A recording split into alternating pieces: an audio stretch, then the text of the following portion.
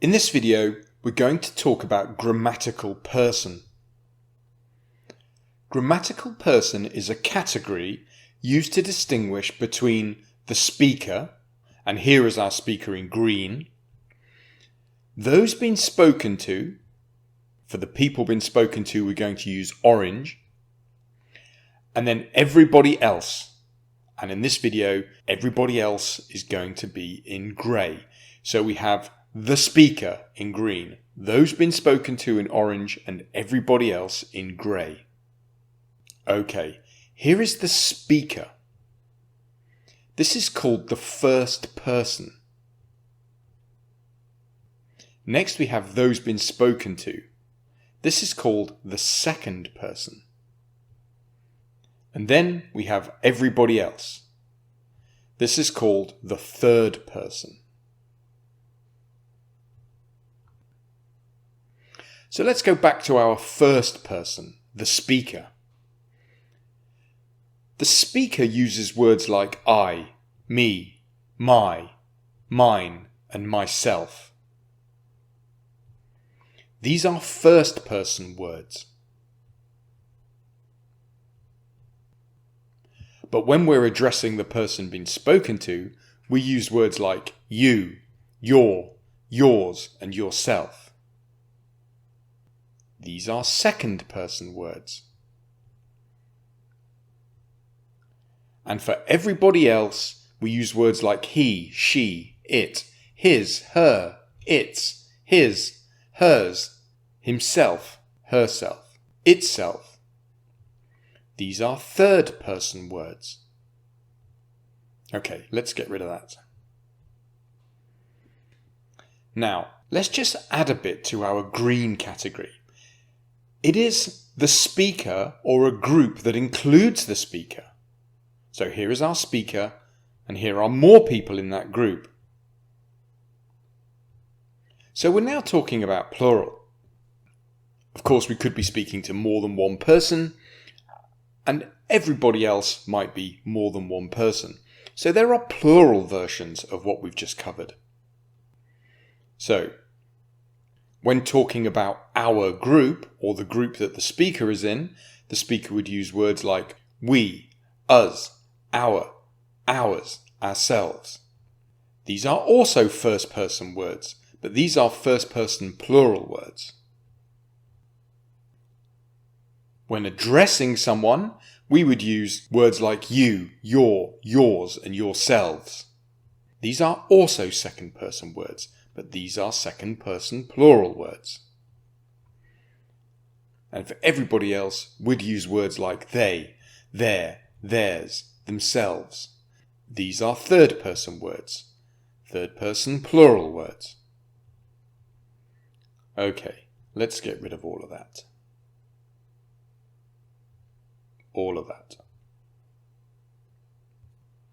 So that was the concept of first person, second person, and third person. And we saw the words that were associated with them. Those words were pronouns or determiners. Let's put them in a more ordered chart. Let's do the singular ones and the plural ones. So here are the first person singular ones. Remember, they are words the speaker would use. Here are first person plural ones, and they are the words the speaker would use when in a group. We also had the second person words. So when talking to a single person, these are the words we would use. There's also the plural version if we're addressing more than one person. And then we have the words we'd use for everybody else, whether it be one person or more than one person. Here we have pronouns and determiners in an ordered chart. Let's give these their proper names. You can pause it if you'd like to study it. But just to reiterate, this row is the first person singular row. This row is the second person singular row. This row is the third person singular row. Now we go to our plurals. This row is the first person plural row. Here we have the second person plural row, and of course the third person plural row. Let's just clear some of this. So far we've only spoken about pronouns and determiners, but it's not all about those. We also use grammatical person when we're talking about verbs. So here is the verb to be in English. You can see that the first person singular, the I version, is am. And the first person plural, the we version, is are. If you're a native English speaker, this is useful terminology if you're learning another language. So here is the verb to be in Spanish. And you can see your teacher might say, what is the second person singular of the verb to be? In which case you would say eres. Here is the verb to be in German. Here is the verb to be in Bosnian. Of course, it's not all about the verb to be. This applies to any verb. Here is the verb to know in English. And here is the verb to know in Spanish. As a point of interest, it's worth just looking that there are very few changes in the English version. Only the third person singular one changes in the present tense. So if you think handling verbs in English is difficult, just think about how easy it is compared to most languages. Okay, I want to leave you with this summarizing slide.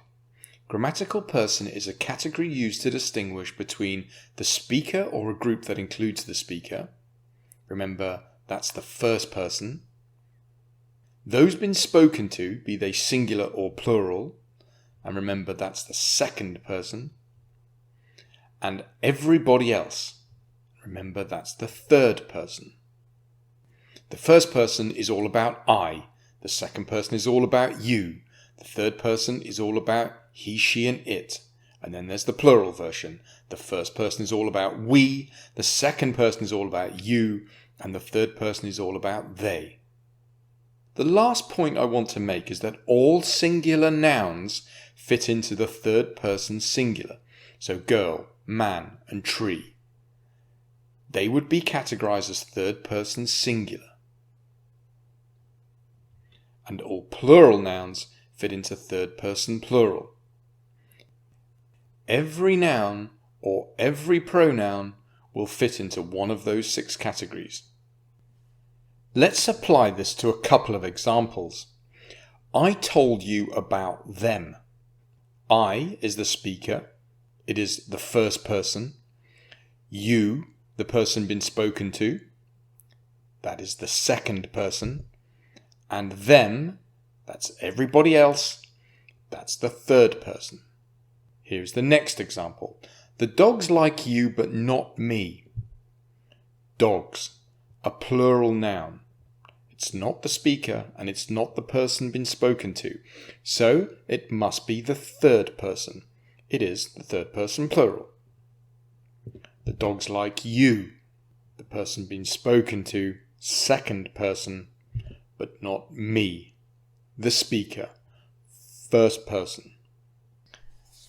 And that's the end of this lesson on grammatical person. You might want to pause this slide because it neatly captures the main ideas. That's all. Thanks for watching. Be sure to check out some of our other videos on grammarmonster.com.